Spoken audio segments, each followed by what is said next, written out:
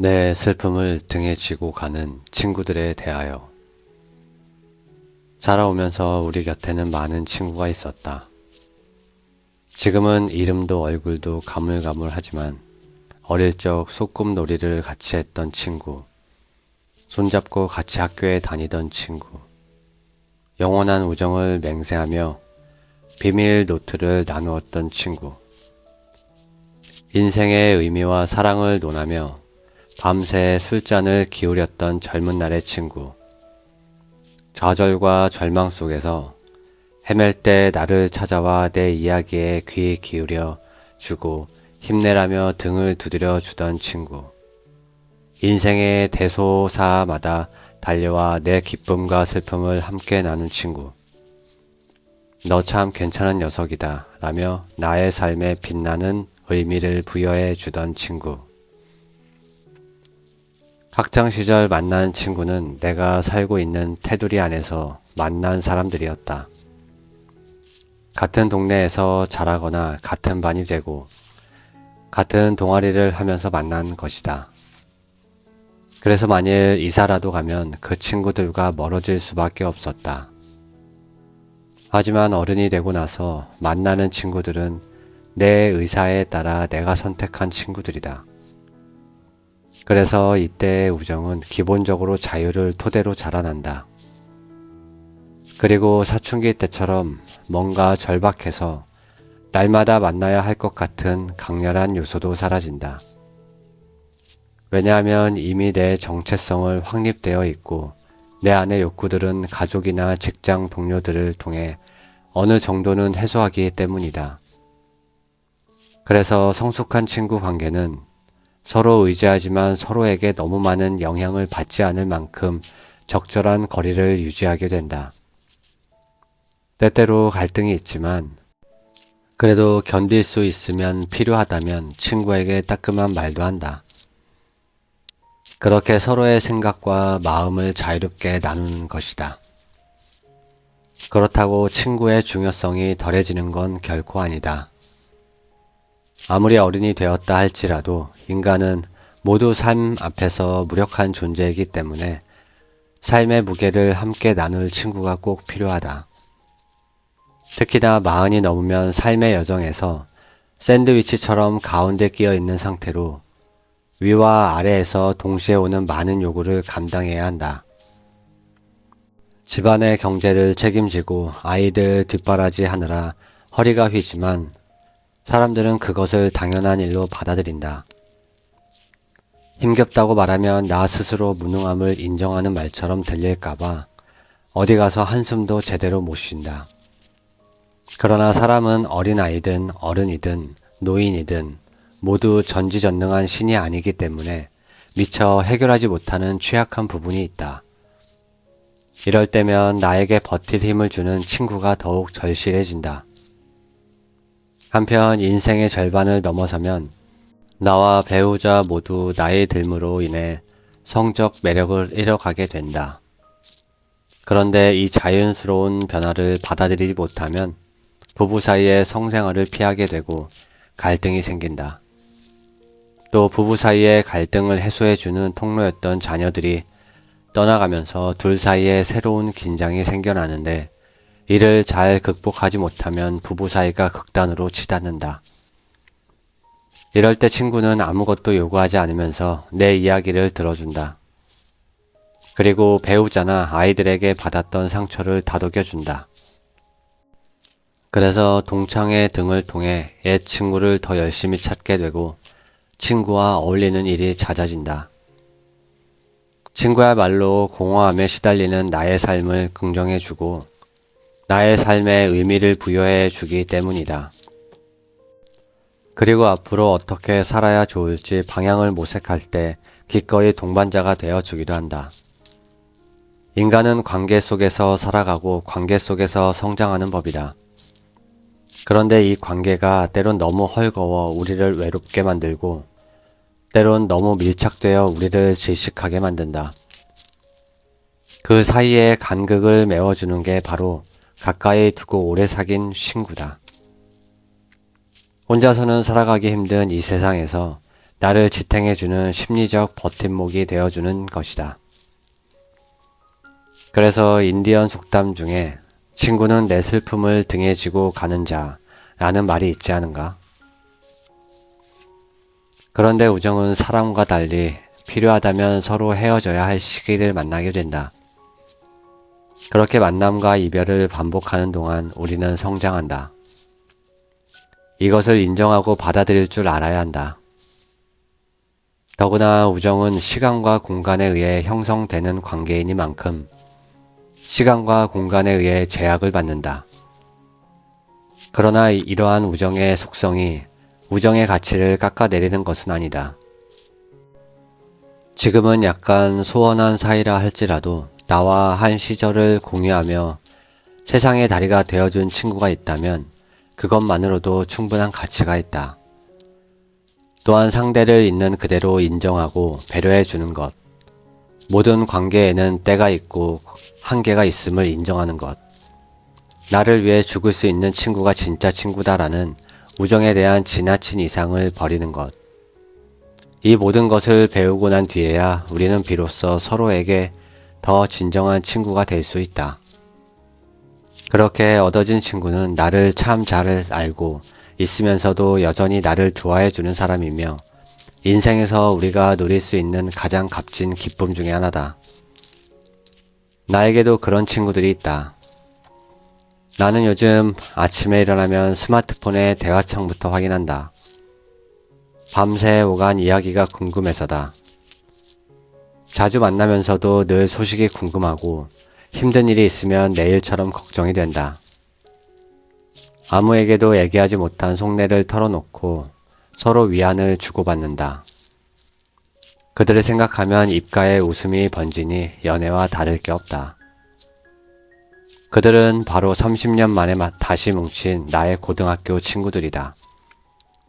고등학교 시절 흔히 비슷한 아이들끼리 몰려다니기 마련인데 우리 6명은 성적도 제각각, 성격도 제각각, 형편도 제각각이었다. 공통점이 있다면 키가 고만고만하다는 것과 누워있길 좋아한다는 것이다. 내 학창시절에는 새 학년이 시작되면 아이들을 키 순서대로 줄을 세워서 번호를 매겨 자리를 배정했다. 그렇게 친구 없는 낯선 반에서 앞뒤로 앉은 것이 계기가 되었다. 우리는 학교가 끝나면 매일같이 이 집, 저 집 몰려가 이불을 발을 묶고 드러누워 그 집의 간식을 다 먹어치우며 수다를 떨었다. 틈만 나면 눕는다고 우리끼리 눕잡스란 별명도 붙였다. 뭉치면 살고 흩어지면 죽는다가 신조였는지 우리는 딱풀로 붙여놓은 것처럼 떨어질 줄 몰랐다. 좋아하는 선생님 이야기에 시간 가는 줄 몰랐고 라디오에서 흘러나오는 음악에 가슴 설레어했다. 또 엄마와 아빠 세상에 대한 불만을 마음껏 쏟아내고 미워하고 원망하면서 억눌린 불안과 스트레스를 풀었다. 마치 압력밥솥에 증기배출 구멍이 있어 폭발을 박듯이 청소년 시기의 충동적이고 위험한 에너지를 수다로 다독였다. 그 시절 언니의 죽음을 친구들에게 밝히지 못했지만 극도의 긴장과 스트레스 속에서 무사히 고등학교를 마칠 수 있었던 것도 친구들과 보낸 시간 덕분이 아니었나 싶다. 그러던 친구들이 대학에 입학하고 각자의 길을 가면서 자연스럽게 연락이 뜸해졌다. 그러다가 아이들을 다 키워내고 삶의 여유가 생기면서 다시 뭉치기 시작했다. 그런데 한 친구만은 연락이 끊겨 소식을 알 수 없었다. 안 좋은 일이 있나 모두들 걱정만 하고 있던 때 우연히 병원 주차장에서 그 친구를 마주쳤다. 그 후로 우리 그룹은 제 모양을 갖추기 시작했다. 톱니바퀴 하나가 빠져서 삐걱거리던 시계가 그 톱니를 찾아 경쾌하게 돌아가듯이 우리는 예전의 활기를 되찾았다. 그런데 재미있는 점은 그토록 오랜 시간 못 보고 지냈음에도 얼굴도 성격도 무척 비슷하다는 거다. 취미로 찍던 물방울 사진들을 모아 작은 전시회를 열던 날 나는 가까운 지인들을 불러 조촐한 파티를 열었다. 육총사가 모여 한참 수다를 떨고 있는데 지인이 다가와 나에게 물었다. 선생님, 자매가 이렇게 많으신 줄 미처 몰랐네요. 순간 우리가 깔깔 웃음이 터졌다. 올망졸망한 키와 동그란 얼굴의 말투까지 우리가 꼭 친자매처럼 비슷해 보였던 거다. 외모뿐만 아니다. 살아온 이야기를 듣다 보면 각기 다른 길을 걸어왔음에도 삶을 대하는 태도나 방식이 참으로 비슷해 놀라곤 한다. 정신분석 이론에 따르면 청소년 시기의 친구는 나를 비춰보는 커다란 스크린 역할을 한다. 친구를 통해 정체성을 다듬고 자아를 계속 구조화해 나간다. 이런 중요한 시기를 함께 보냈기에 우리는 인생에 대한 가치관과 태도를 형성함에 있어 알게 모르게 서로 영향을 주고받았을 것이다. 그래서인지 우리는 꿀떡같이 말해도 찰떡같이 알아듣는다. 미워하려야 미워할 수가 없다. 작가 생텍쥐 페리는 친구에 대해 이렇게 말했다. 좋은 멋을 만들어지는 것이 아니다. 공통된 그 많은 추억, 함께 겪은 그 많은 괴로운 시간, 그 많은 어긋남, 화해, 마음의 격동, 우정은 이런 것들로 이루어지는 것이다. 오래된 친구가 더욱 좋은 이유다. 사실 이 친구들이 없었다면 나는 병을 못 견뎠을 것 같다.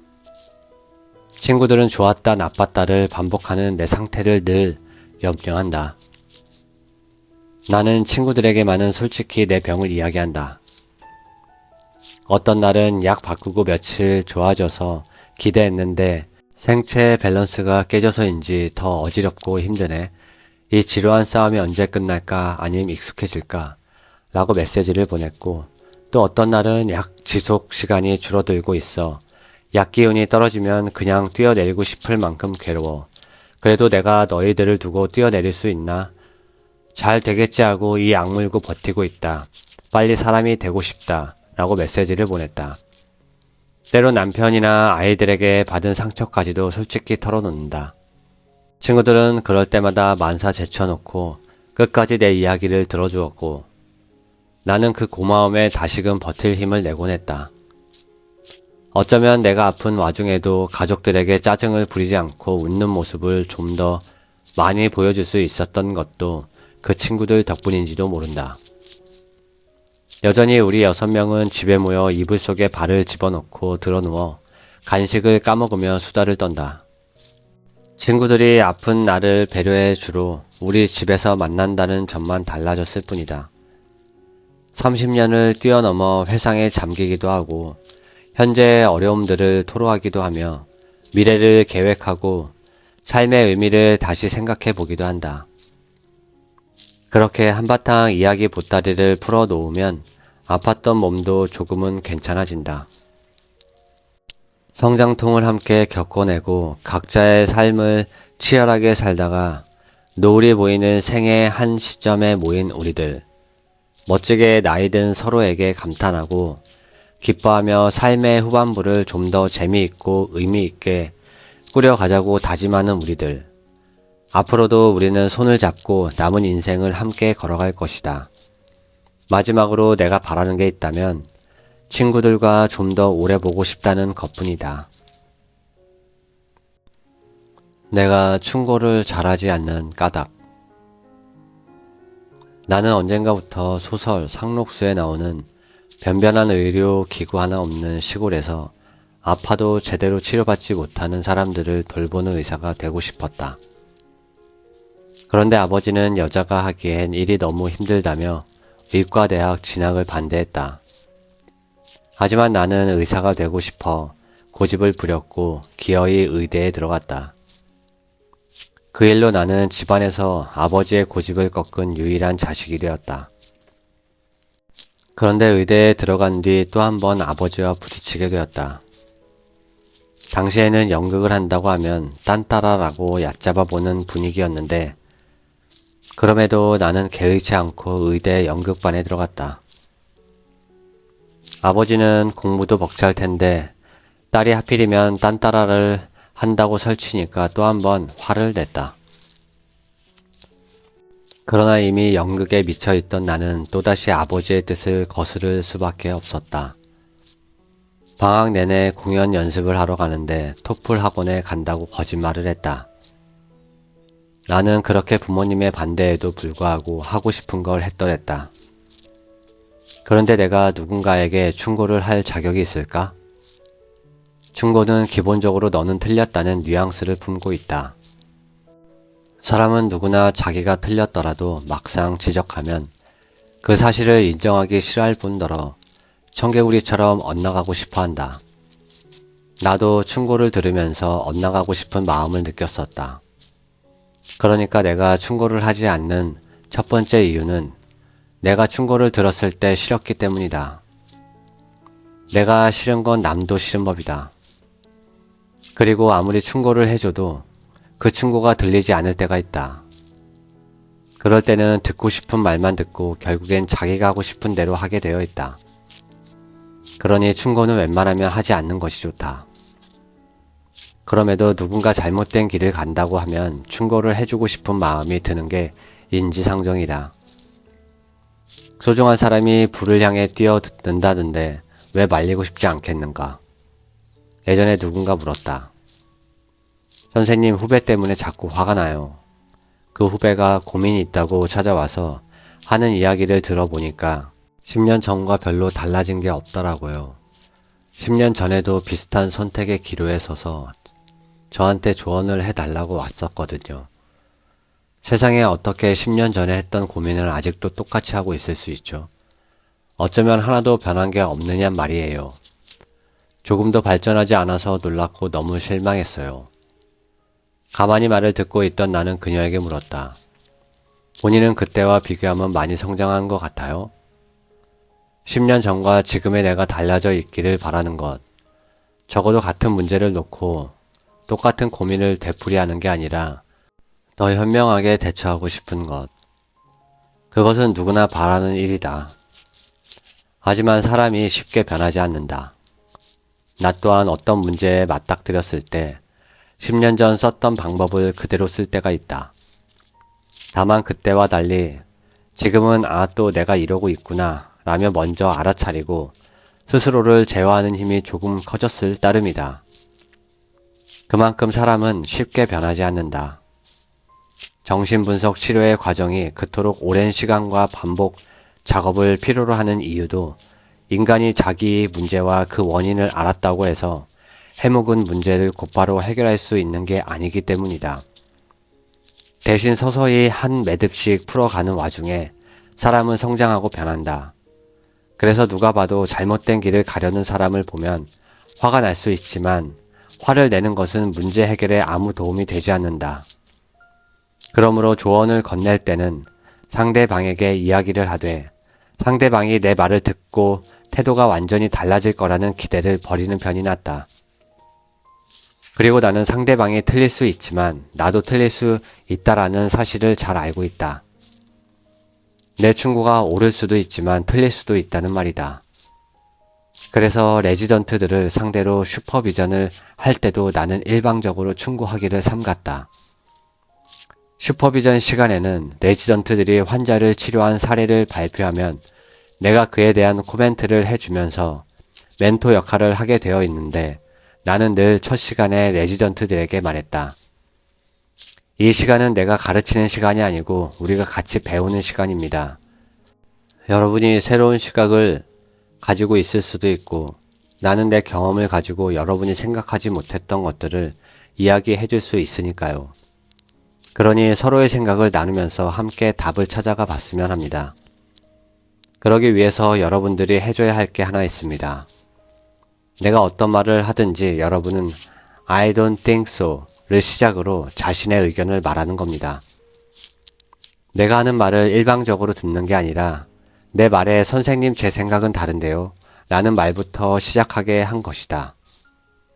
그러면 레지던트 입장에서는 맞든 틀리든 자기 생각을 이야기할 수밖에 없고 스스로 답을 찾아가게 되어 있다.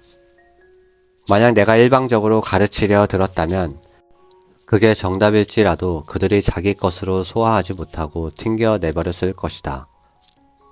자기 스스로 얻은 답이 아니기 때문이다. 그러므로 누구에게 충고를 하고 싶다면 나를 내 생각대로 통제할 수 있을 거라는 환상부터 버려야 한다. 어차피 그는 당신의 충고를 듣지 않을 것이다. 그러니 그냥 가만히 그의 이야기에 귀를 기울이고 난 후 조심스레 당신의 의견을 말해주어라. 그리고 결정은 그에게 맡겨라. 그가 설령 잘못된 길을 선택하고 나중에 후회할지언정 그것은 그의 몫일 뿐이다.